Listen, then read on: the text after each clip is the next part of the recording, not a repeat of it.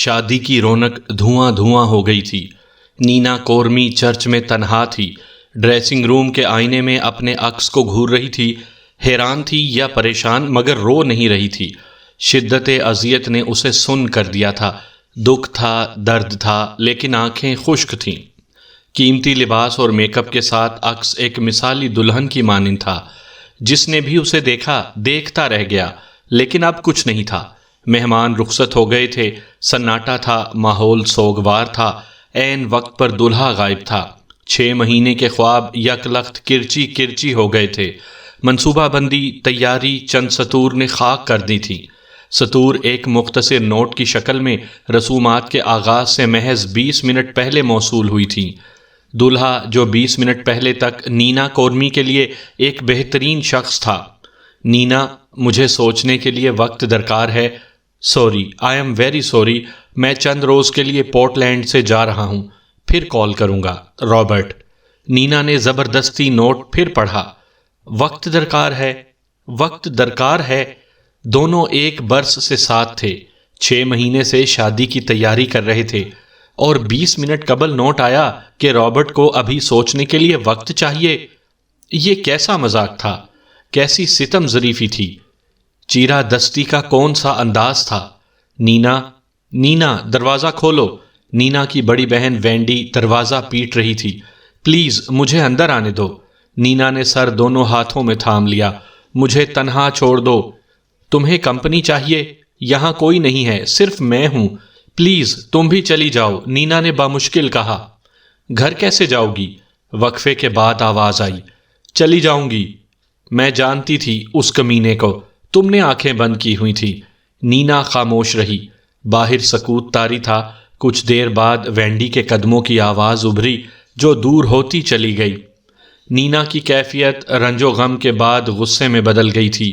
وہ دھیرے سے اٹھی، دلہن کا لبادہ اتار کر پھینک دیا، زلفوں کا سنگھار اجاڑ دیا، میک اپ خراب کیا، زیور، ہار، پھول نوچ کے پھینک دیے اور ڈریسنگ روم سے نکل گئی۔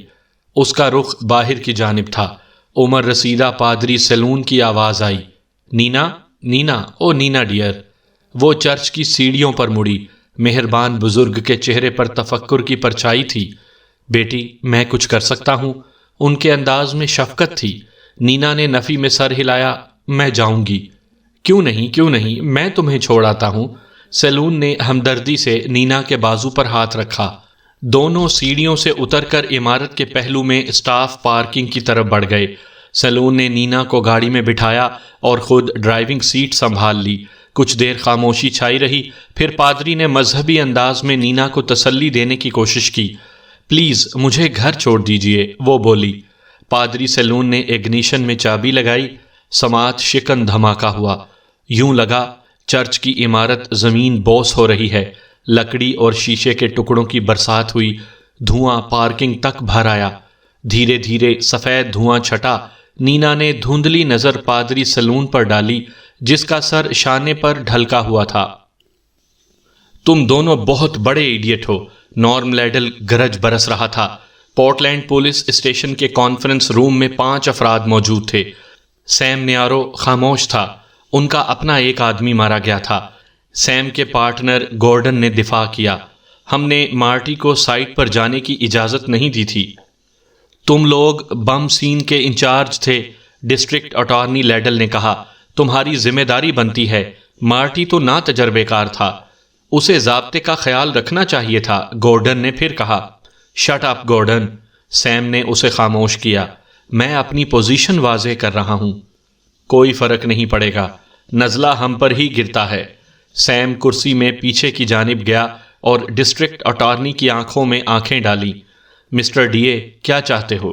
پبلک کانفرنس یا ہمارے استعفے؟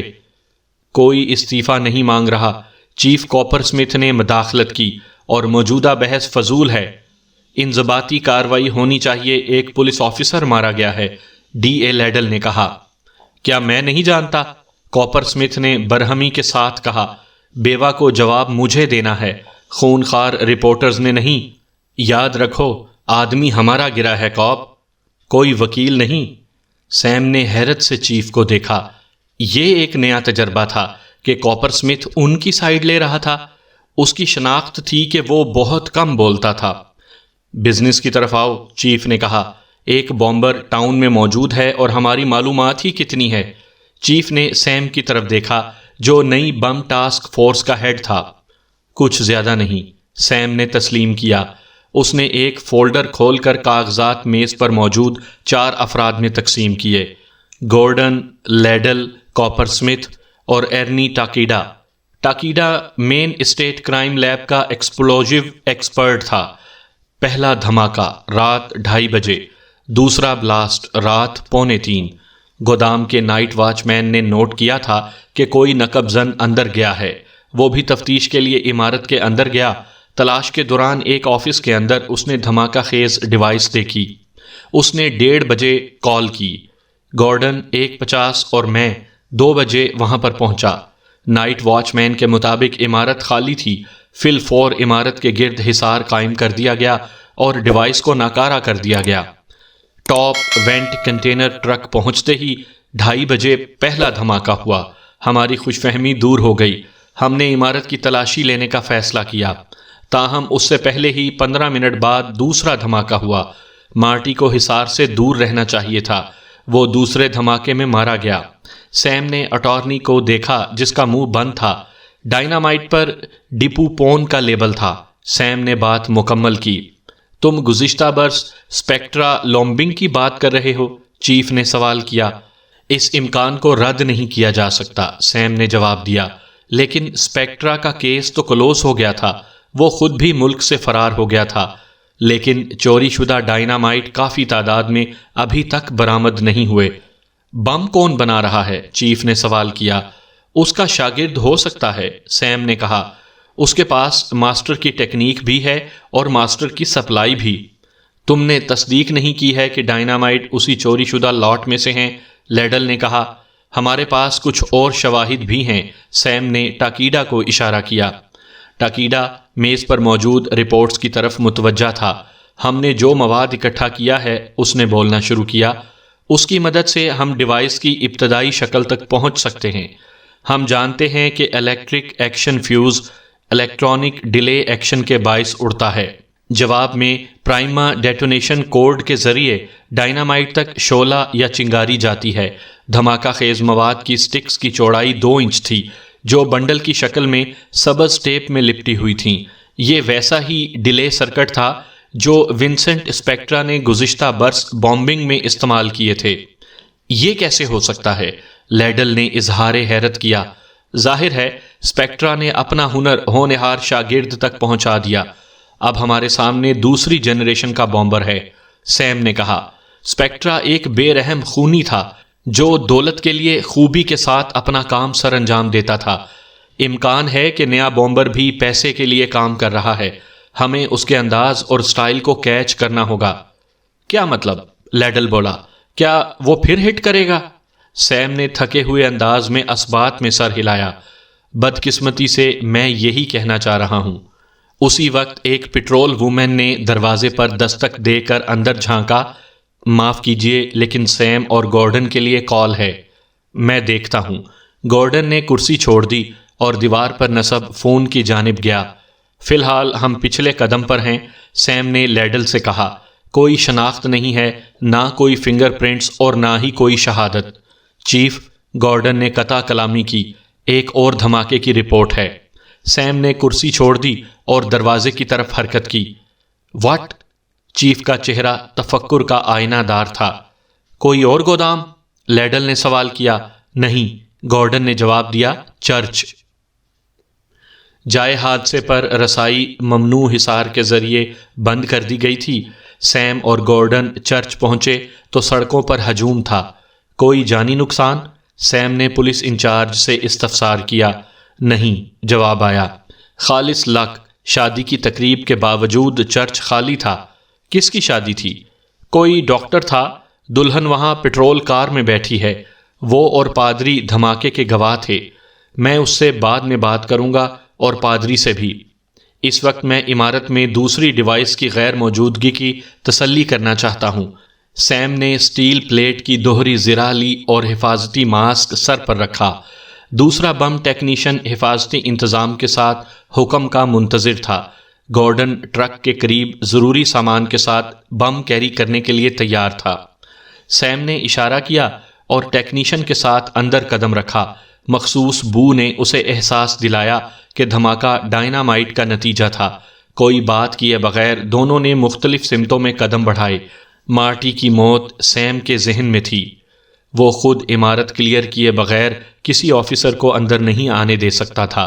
Dressing rooms, rest rooms, church office, meeting room, hallways اور چرچ کا مرکزی حصہ وغیرہ مطمئن ہونے کے بعد وہ باہر آ گئے۔ کلیئر۔ سیم نے حفاظتی خول اتار دیا۔ گورڈن نے 6 افراد کو اندر جانے کے لیے کہا۔ 2 پیٹرول مین اور 4 کرائم لیب ٹیکنیشین تھے۔ سب کے پاس ایویڈنس بیگ تھے۔ پہلے فوٹوگرافر بھیجو، سیم نے کہا۔ مرکزی حصے کے سامنے 24 بینچوں کی لمبی قطاریں ہیں۔ دائیں جانب پہلی قطار۔ ڈائنامائٹ؟ گورڈن نے سوال کیا۔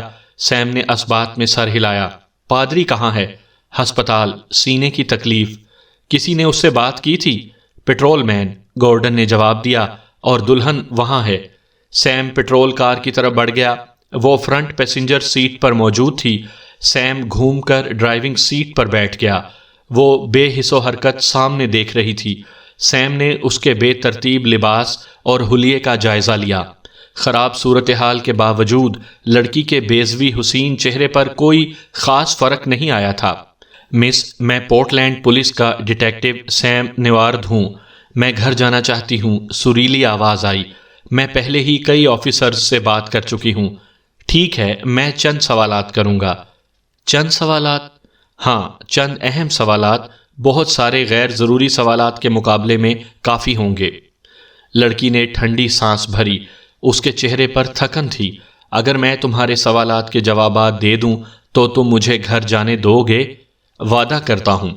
کیا تم اپنے وعدے نبھاتے ہو؟ وہ گود میں رکھے ہاتھوں کی طرف دیکھ رہی تھی۔ ہمیشہ، سیم نے جواب دیا۔ آہ، مردوں کے وعدے۔ لڑکی نے سرگوشی کی۔ Excuse me? نہیں، کچھ نہیں۔ سیم نے شانوں پر بکھری اس کی ریشمی زلفوں پر نظر ڈالی۔ شاید جوڑا کھول کر اس نے زلفیں خود برہم کی تھیں۔ وہ مسرت سے بھری دلہن دکھائی نہیں دیتی تھی۔ وہ حیران تھا کہ دلہا کہاں ہے۔ سیم نے لڑکی کے لیے ہمدردی محسوس کی اور نوٹ بک کھولی۔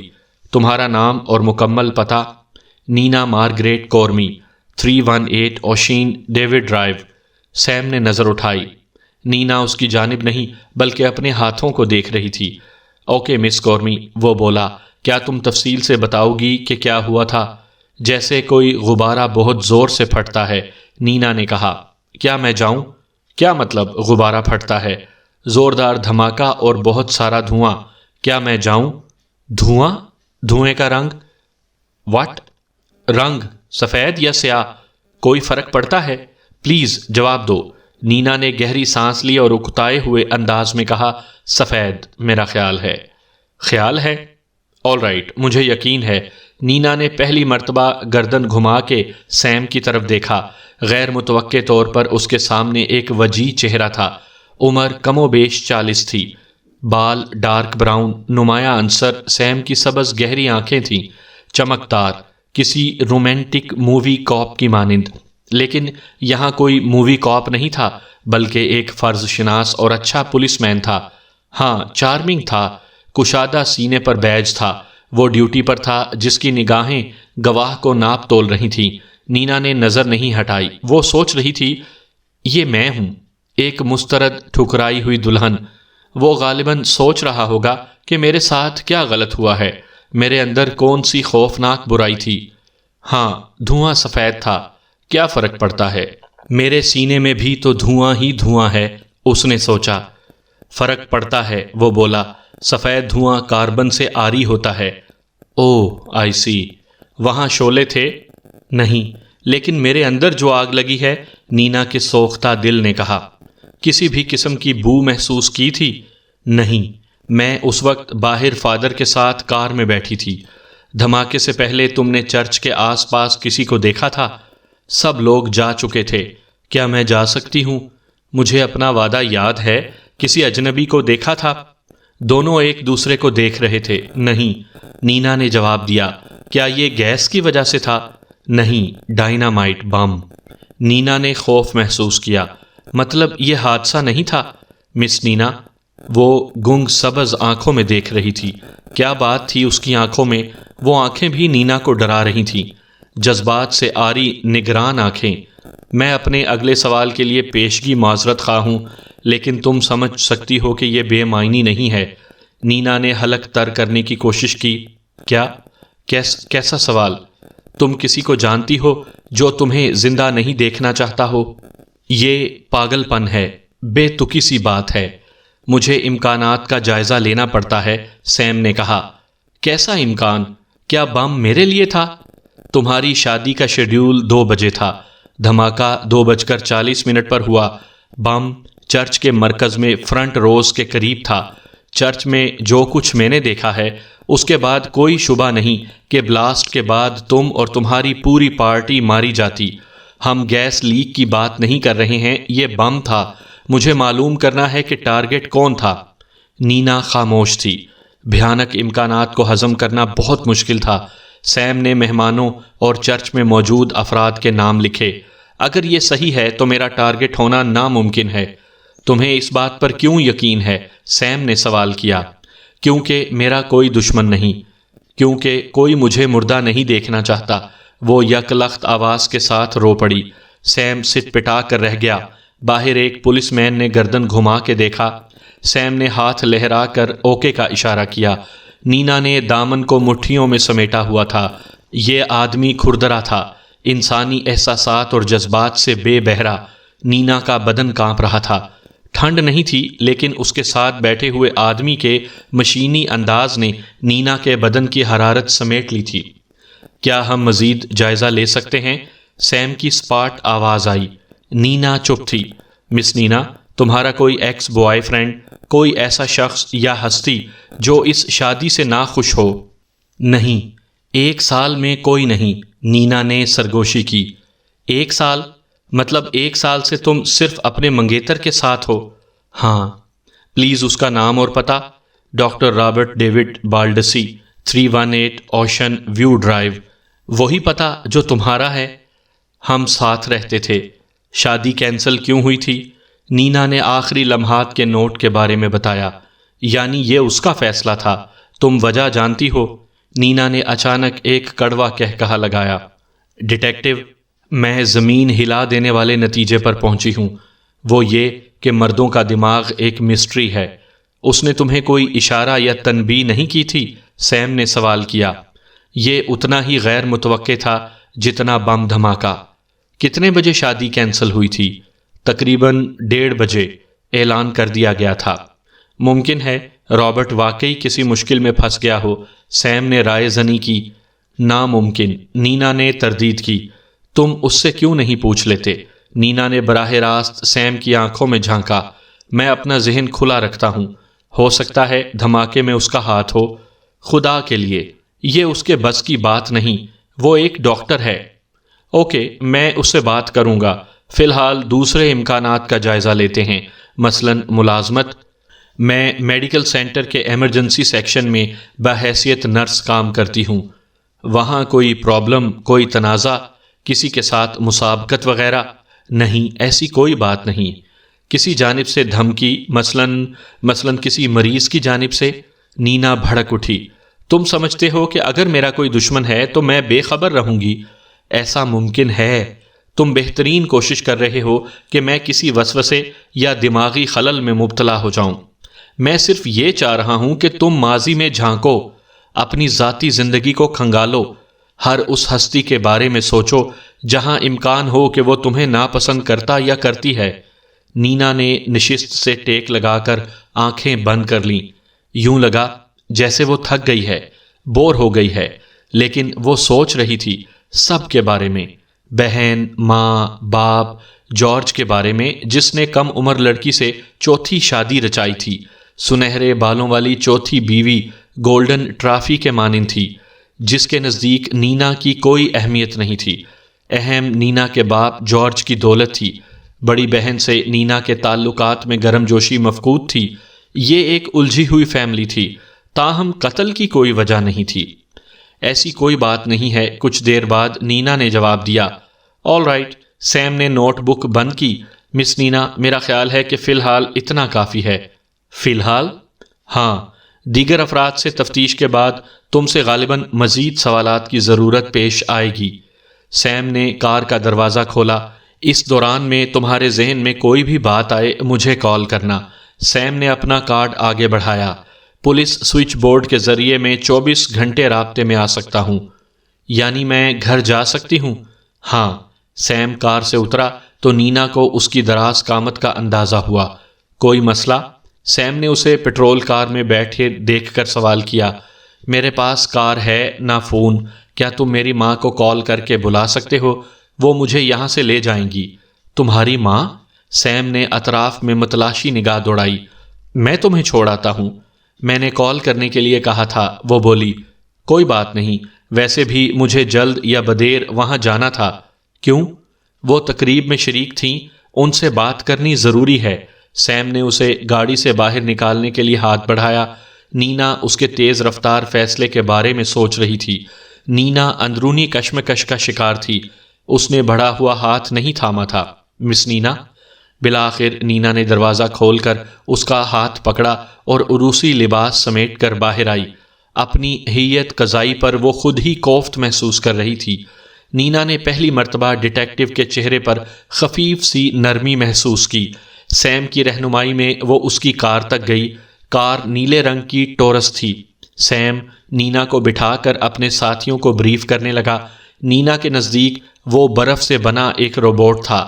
اپنی ٹیم سے نمٹ کر وہ کار میں بیٹھ گیا۔ آستینیں اوپر چڑھی ہوئی تھیں، ٹائی ڈھیلی تھی، شرٹ شکن آلود۔ اوکے، کس طرف چلنا ہے؟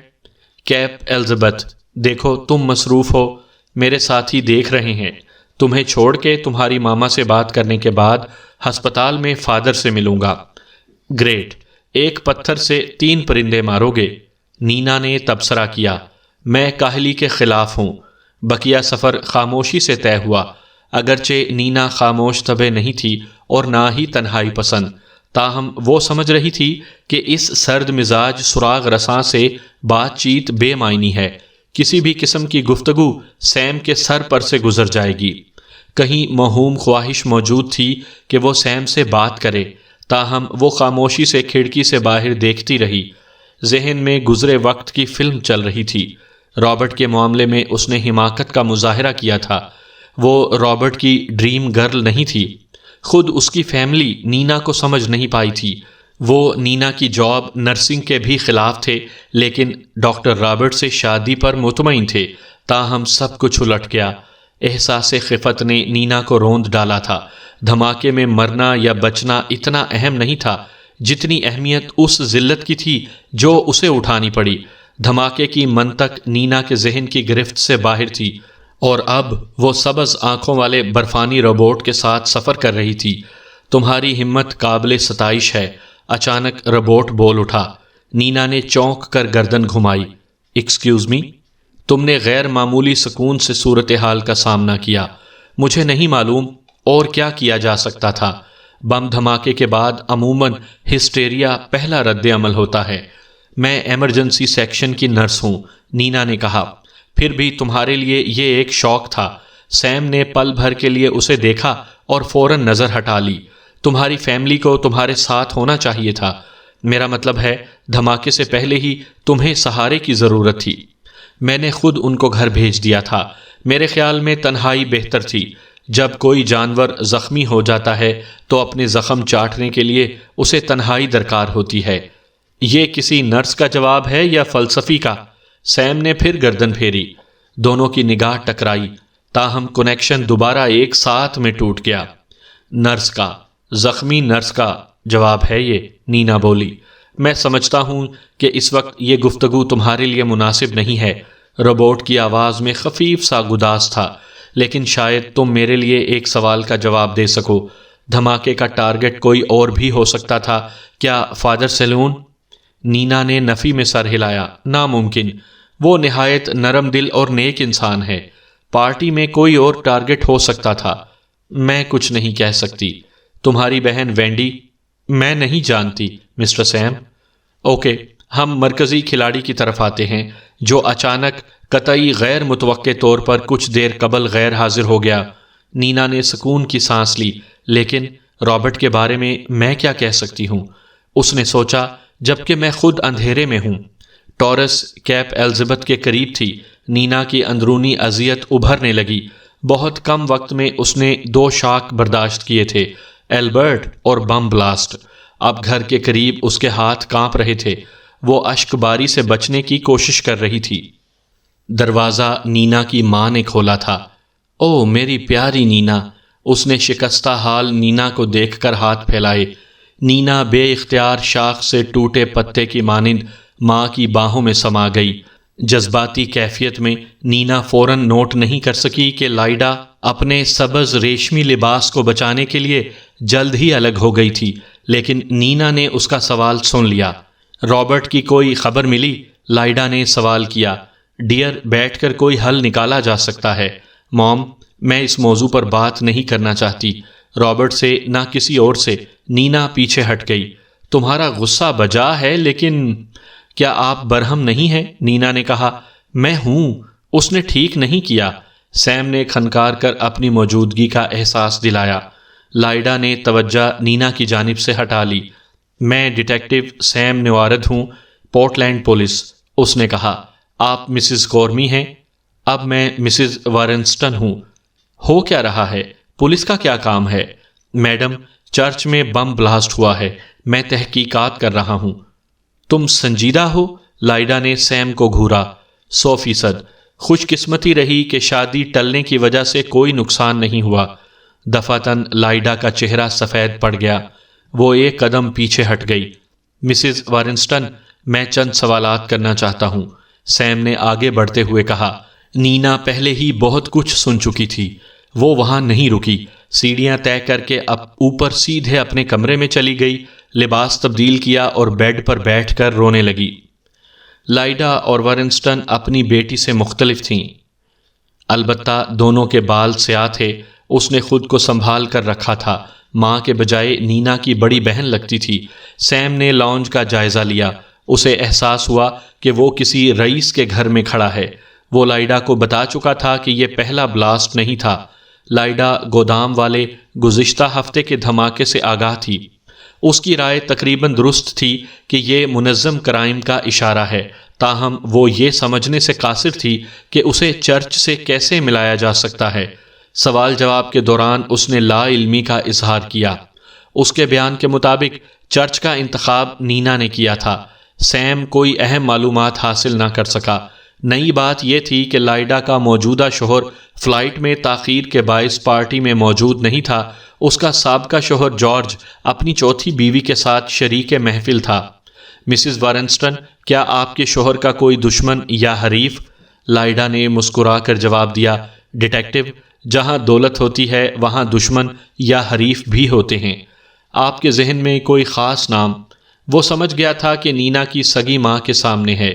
دوسرا گھر جارج کا تھا، جو نینا کا سگا باپ تھا۔